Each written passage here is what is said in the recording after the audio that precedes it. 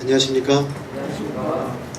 우리 세 자매님의 스키 드라마 정확한 얘기는 잘 모르겠는데 굉장히 은혜가 되네요.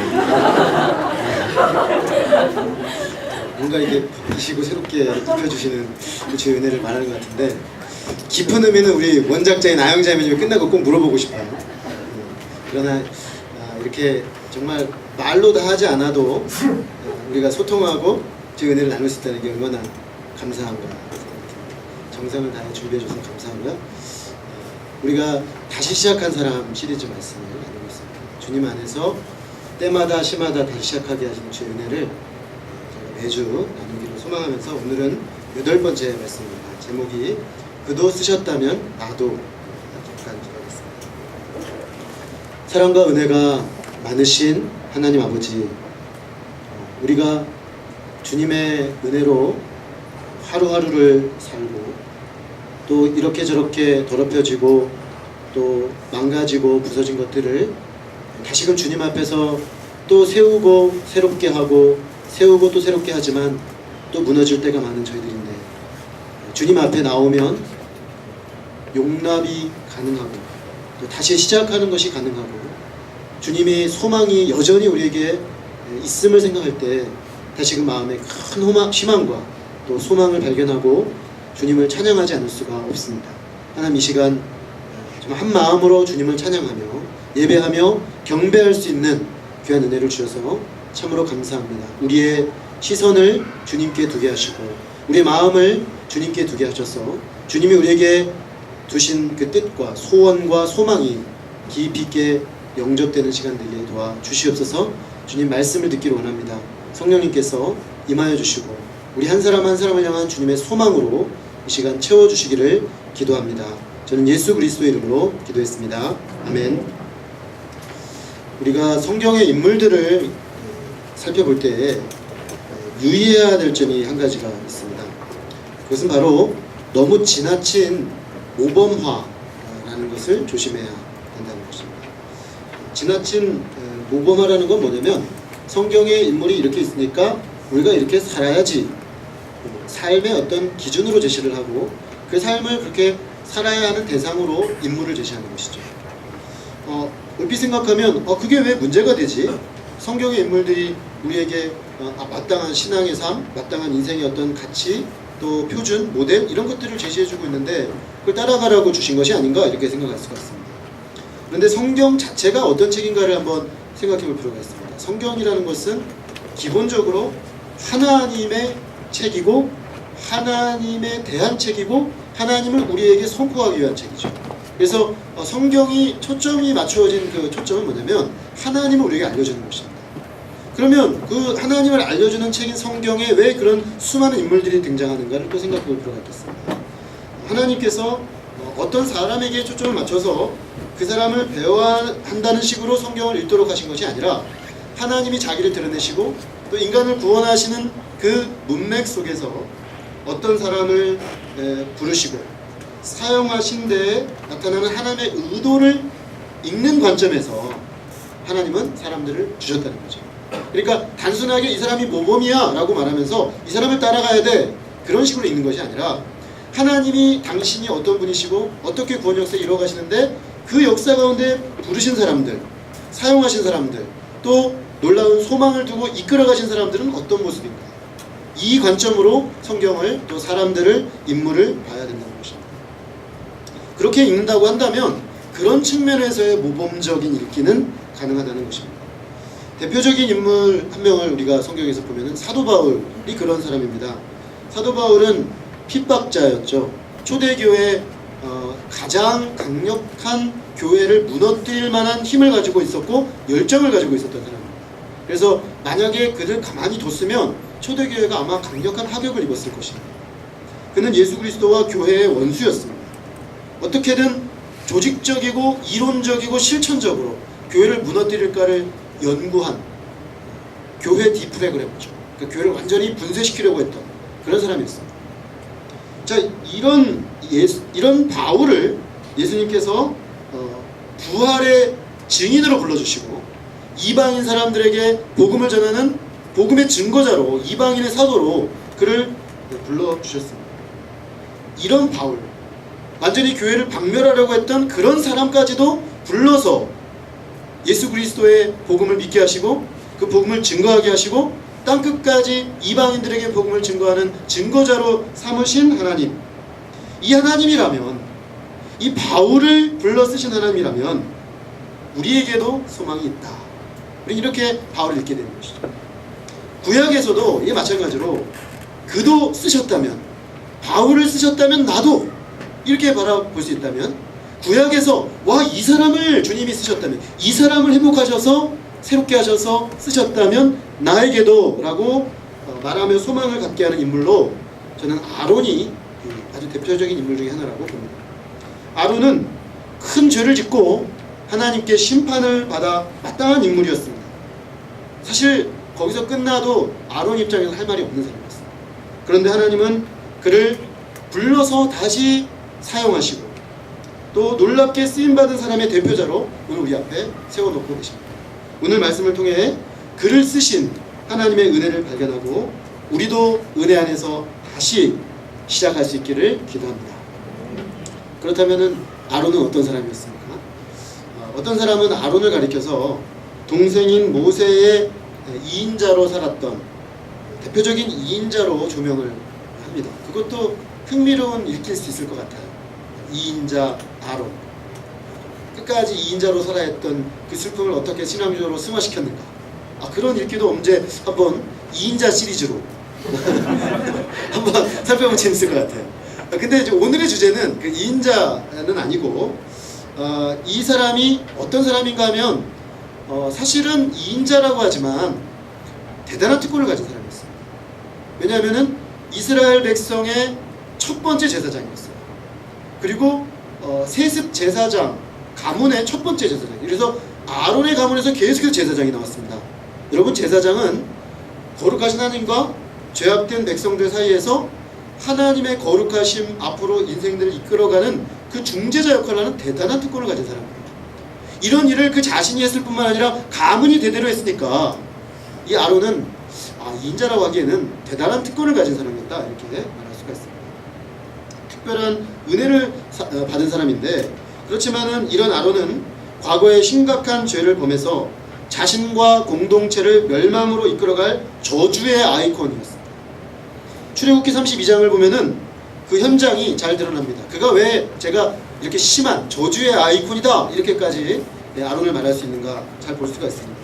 때는 모세가 10계명의 돌판을 받기 위해 시내산에 올라가서 하나님과 독대하며 40일을 보내고 있던 그런 시간이었습니다. 모세가 올라간 시간이 하루, 이틀, 사흘, 나흘 시간이 길어지자 아래쪽에 있었던 이스라엘 백성들이 마음이 조급해지기 시작했습니다. 그도 그럴 것이 이스라엘 백성은 이집트에 웬만하면 있고 싶었는데 모세라는 하나님의 세운 사람이 등장을 해서 이들이 자신들의 처한 상황을 적나라하게 보여주면서 나올 수밖에 없는 상황으로 하나님이 몰아가셨습니다. 그래서 200만 명이 모세의 지도력 하에 10가의 재앙을 거치고 6월절 어린 양의 피를 넘어서 이 홍해를 건너 광야를 한 달 반을 건너서 시내산에 온 거예요. 이 모든 여정에 모세라는 하나님이 세우신 위대한 지도자가 있었기 때문에 그들은 자꾸 뒤를 돌아봤죠. 옛날에 나왔던 게 아닐까? 너무 고생스러운데 꼭 가야 되나? 그렇지만 그때마다 하나님이 모세를 통해 말씀하시고 모세를 통해 지도하시는 그 지도력에 그들은 순복하고 또 간 거죠. 그래서 마침내 시내산에 강림하신 하나님을 만난 것까지는 좋았는데 산으로 들어간 모세가 안 나오는 거예요.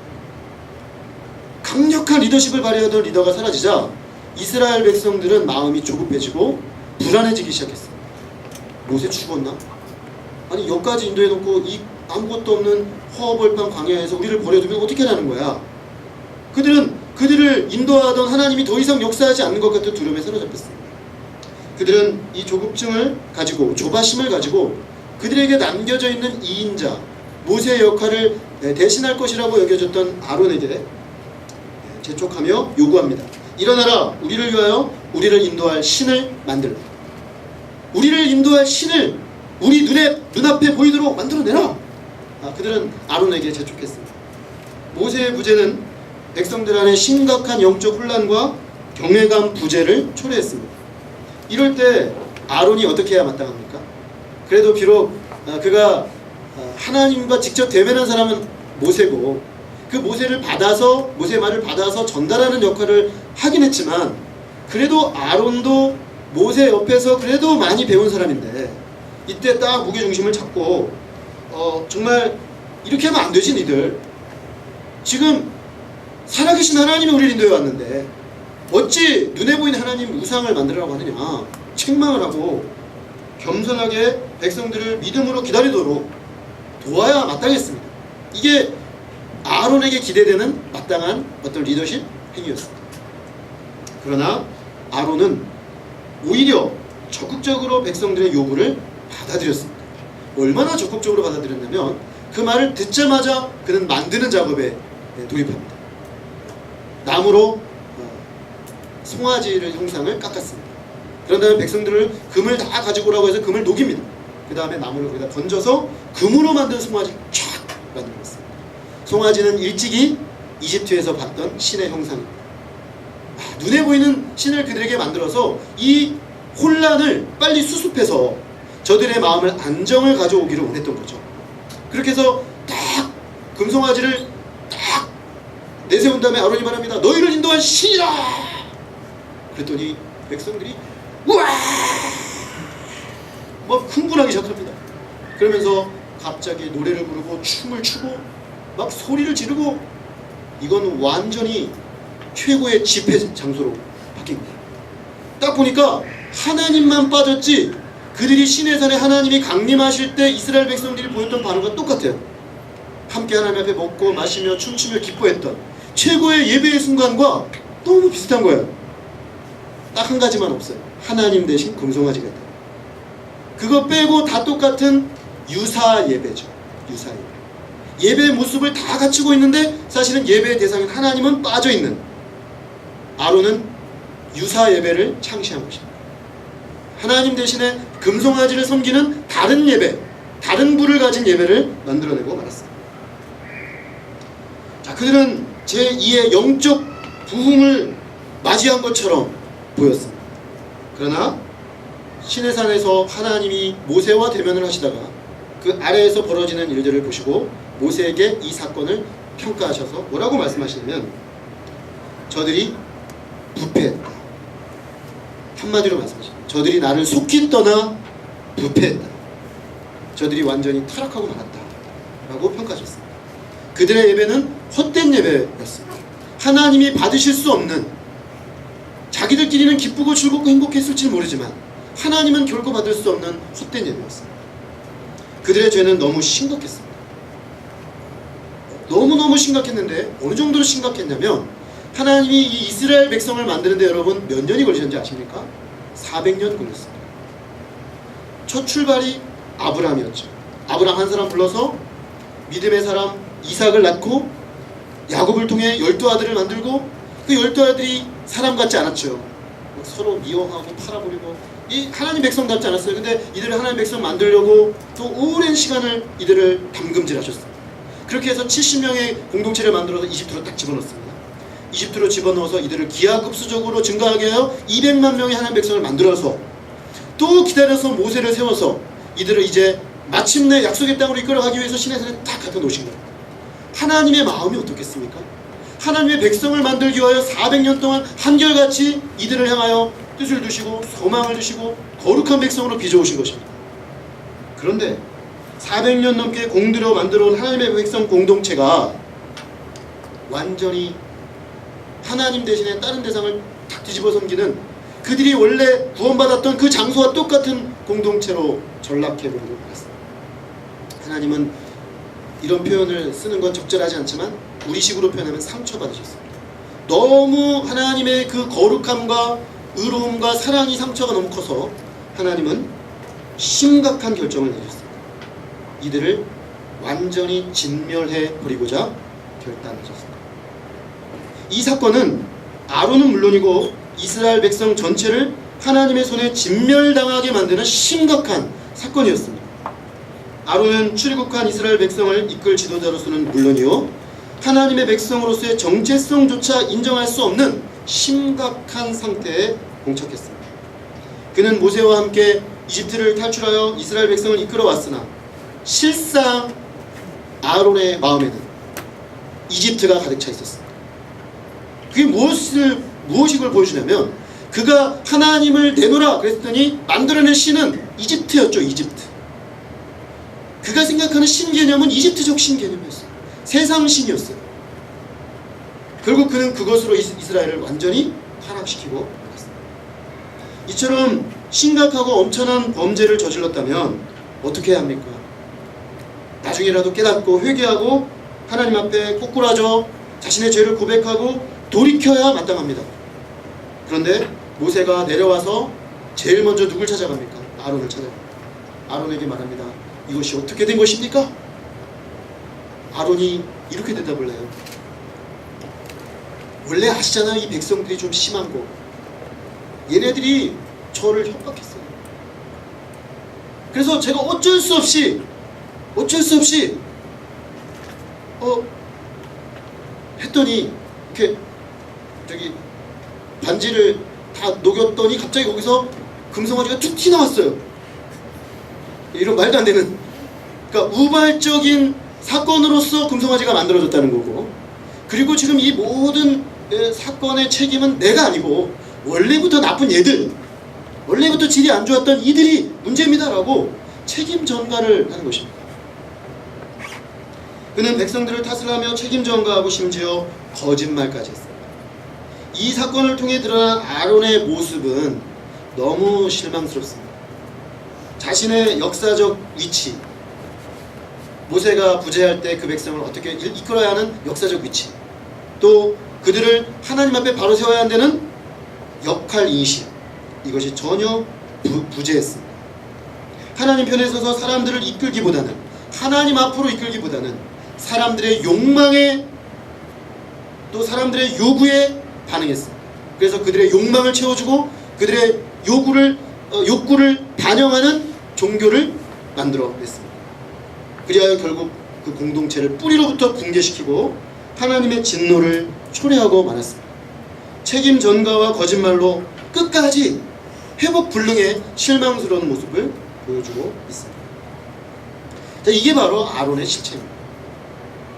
자, 그렇다면 하나님께서는 어떻게 이런 아론을 쓰실 수가 있었던 것입니다.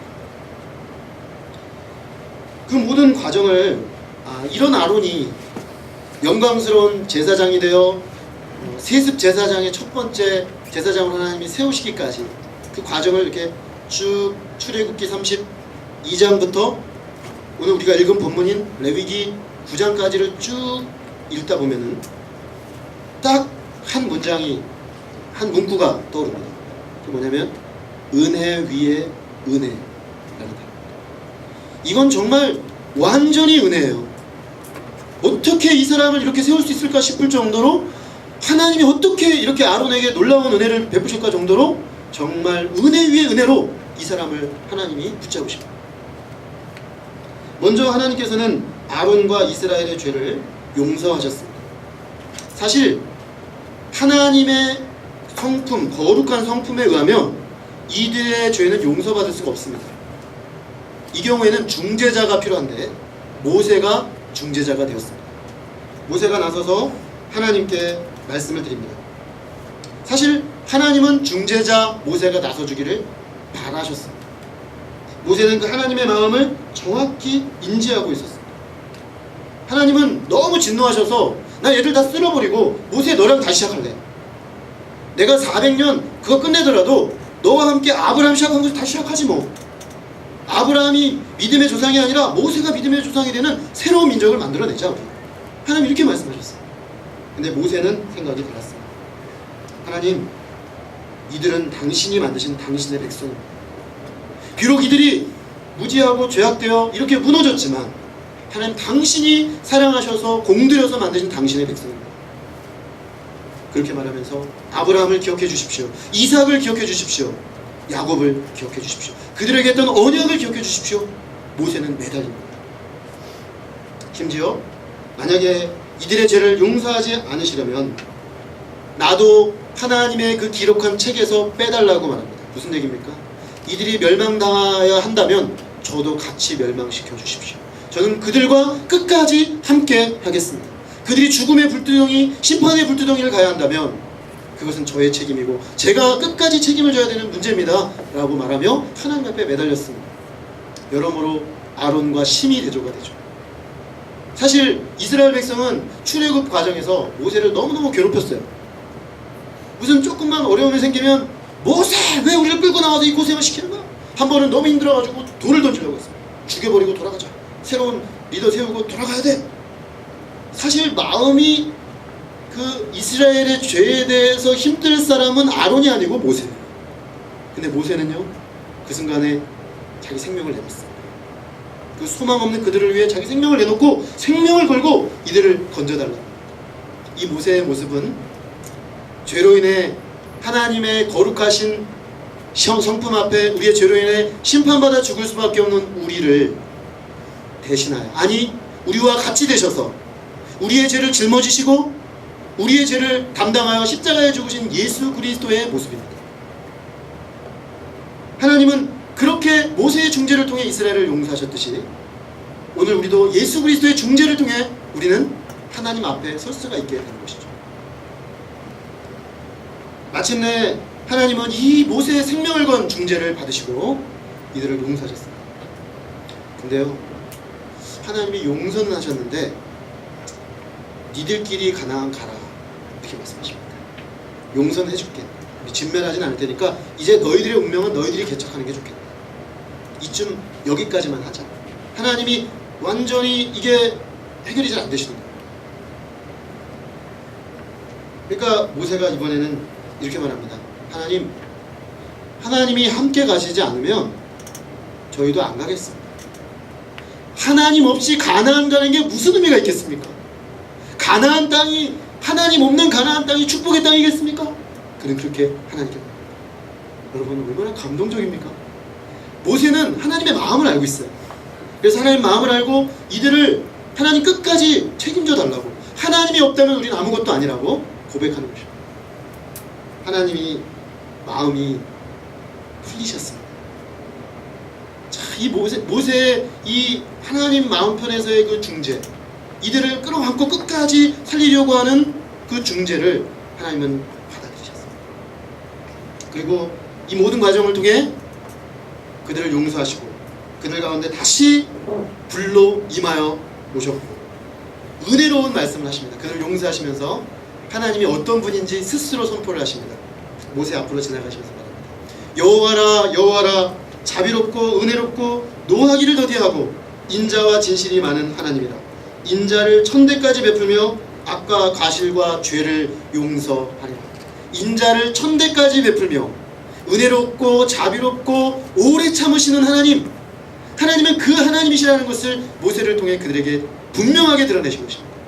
하나님의 성품이 그들을 용서하기를 원하셨기 때문에 하나님은 기꺼이 모세의 중재를 받으시고 그들을 용서하신 것입니다. 사실은 모세가 중재했기 때문에 하나님이 용서하신 것이라고 말할 수도 있겠지만 더 근원적으로는 하나님의 마음에 그 죄지은 영혼들을 어찌든가 다시금 회복하길 원하시는 뜨거운 죄인들을 향한 사랑, 용서의 사랑, 자비와 긍휼이 불붙듯 타올랐기 때문에 주님은 그들을 용서해버리고 마신 것입니다. 자, 이 모든 과정을 통해서 이스라엘 공동체 모두가 하나님의 은혜를 경험했습니다. 이제 그들은 회복되었고 하나님을 다시 만나게 되었고 하나님은 다시 십계명 돌판도 주시고 이 성막도 지을 수 있는 걸 다시 주시고 그리고 성막에 다시금 하나님이 딱 만들고 나니까 임재해 오셨습니다. 너무나 행복한 회복의 은혜죠. 망가졌던 사람들이 회복되어 돌아오는 그 기쁨, 그게 이스라엘 백성 가운데 가득했습니다. 그런데 이 모든 하나님의 은혜의 역사가 진행되는 동안 한 사람 마음을 졸이며 불편한 사람이 있었으니 그는 바로 아론이었습니다. 아론과 이스라엘 백성이 산 아래에서 금송아지 우상숭배 판을 벌이고 있을 때 하나님께서는 뭐라고 말씀을 하고 계셨냐면 그들에게 줄 십계명 돌판을 주고 계셨고 이들이 죄를 지으면 하나님을 다시 만날 수가 없으니까 합법적으로 죄를 씻고 하나님을 만날 수 있는 장소로 성막을 만들고 계셨습니다. 그리고 이 성막을 합법적으로 돌아가게 하려면 제사장이 필요한데 그 제사장으로 바로 아론을 염두에 두고 계셨던 것이죠.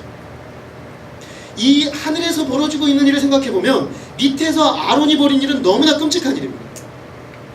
그런 영광스러운 자리에 아론을 상정하고 하나님과 모세가 너무 막 그 은혜의 역사들을 기대하면서 하고 있는데 밑에서 완전히 다 말아먹은 거죠. 자, 그러니 아론 입장에서 이 모든 걸 다 알고 있는 아론 입장에서 공동체적으로 우리가 다 용서됐다고는 하지만 자기가 그 자리에 있는 것이 적절치 않은, 제사장으로 참으로 적절치 않은, 이 사람은 적어도 아니라는 게 너무나 분명한 이 아론 입장에서 이런 고민을 했을 것 같습니다. 제사장은 어떻게 되는 걸까? 누가 봐도 교체되는 것이 마땅한 거예요. 우리 그 새로운 정부 들어서면은 개각하면은 그 청문회 하잖아요. 아론은요 청문회 나가지도 못합니다. 이 사람은 나갈 자격조차 없어요. 완전 이건 그냥 너무 망가졌는 사람. 그러니까 얘는 아예 내세울 조차도 없는, 누가 봐도 이건 낙막감이에요.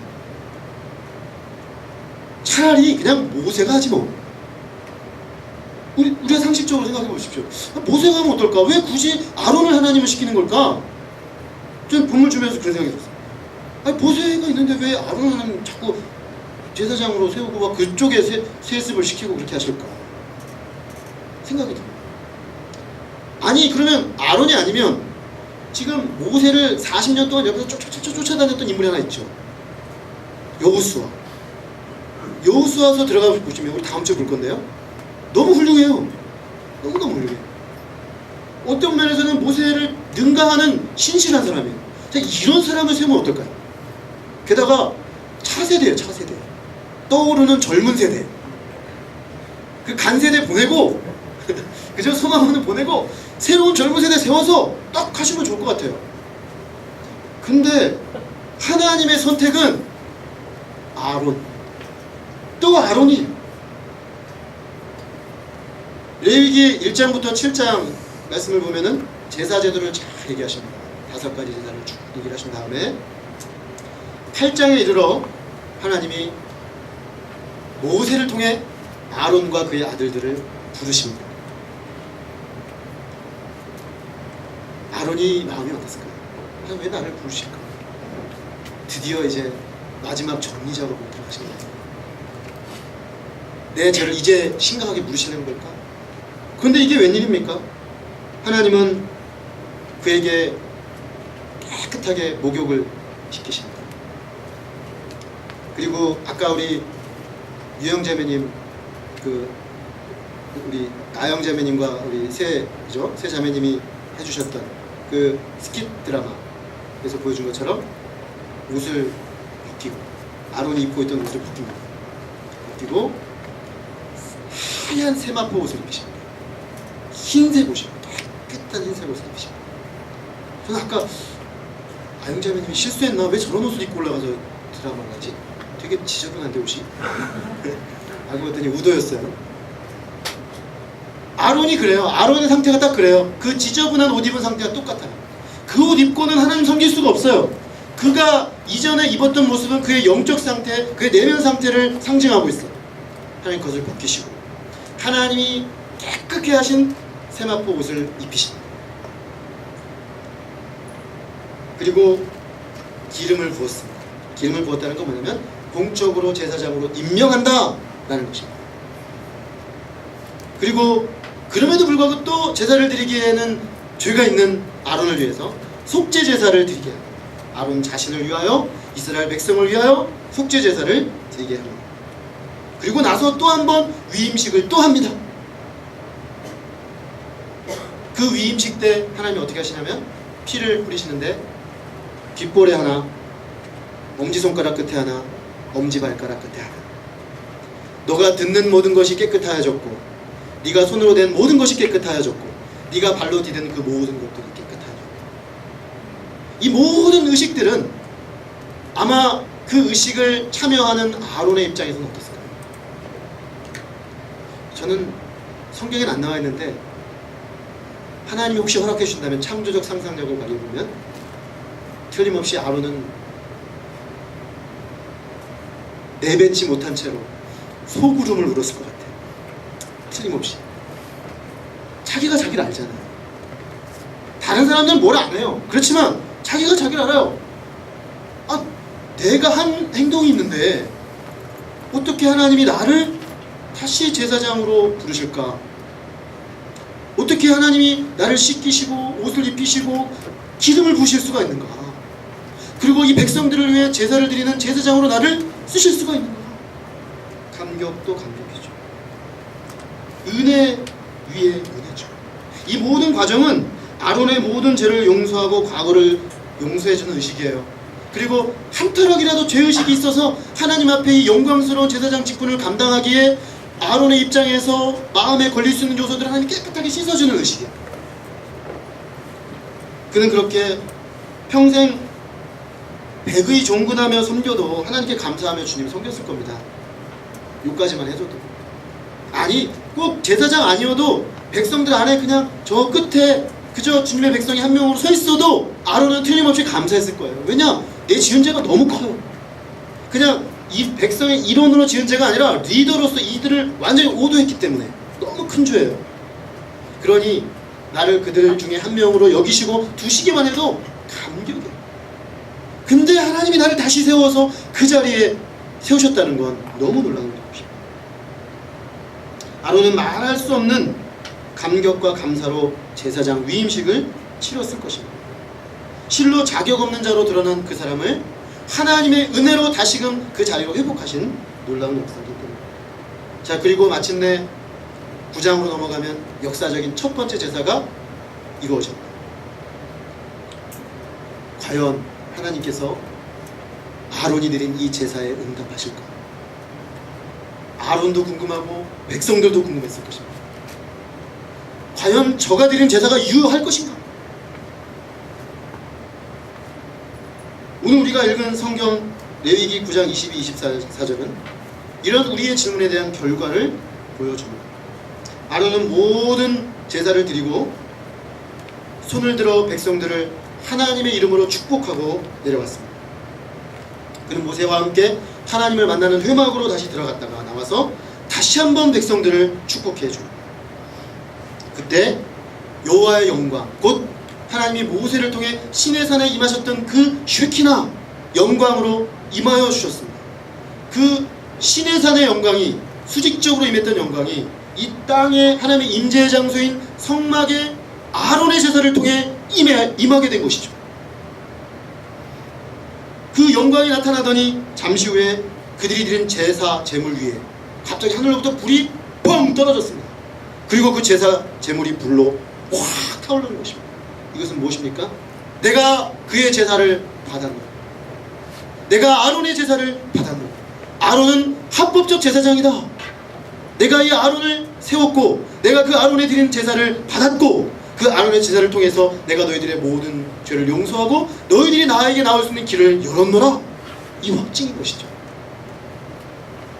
백성들은 이 가시적인 하나님의 임재의 표로 불이 나와 제단에 이 번제 기름이 불살라지는 걸 보며 깜짝 놀라 엎드렸습니다. 이것은 아론에 대한 하나님의 확정이기도 했지만 이제 이스라엘 백성 모두를 향해서 내가 이제 아론을 통해 통상적인 제사 제도를 이어가겠다라는 하나님의 최종적 확인이기도 했습니다. 그는 하나님이 세우신 합법적인 제사장의 지위를 얻게 되었습니다. 그것은 백성들에게 하나님의 축복을 나눠주는 축복의 통로죠. 제사장은 하나님을 대신합니다. 사람들을 향하여서. 그래서 하나님의 축복을 이 사람을 통해 축복하는 거예요. 그래서 민수기 6장에 보면은 이 아론의 축복이 나옵니다.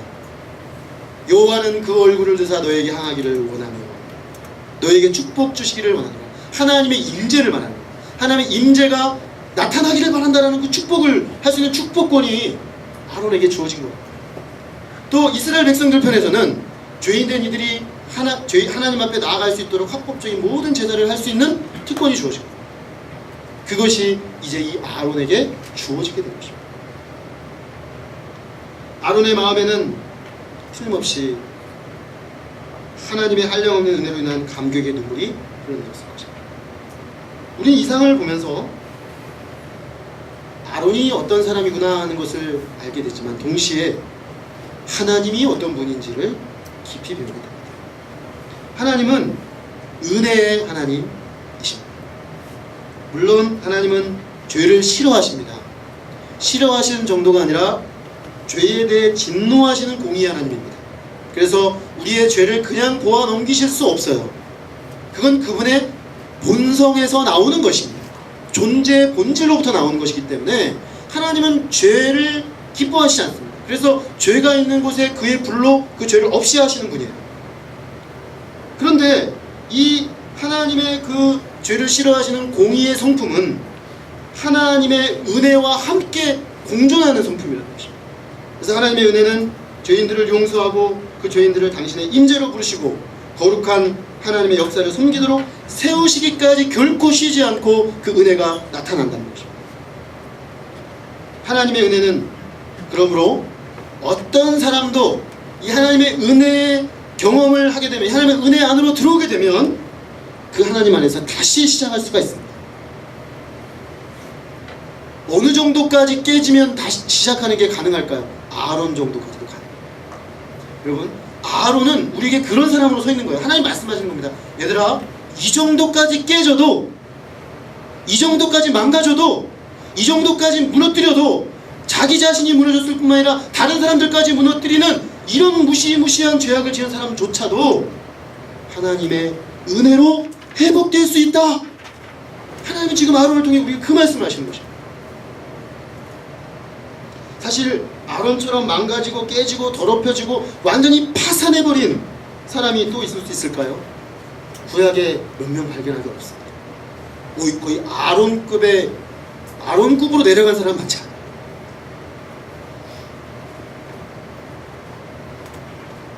그런데 하나님께서는 바로 그 아론도 다시 회복하고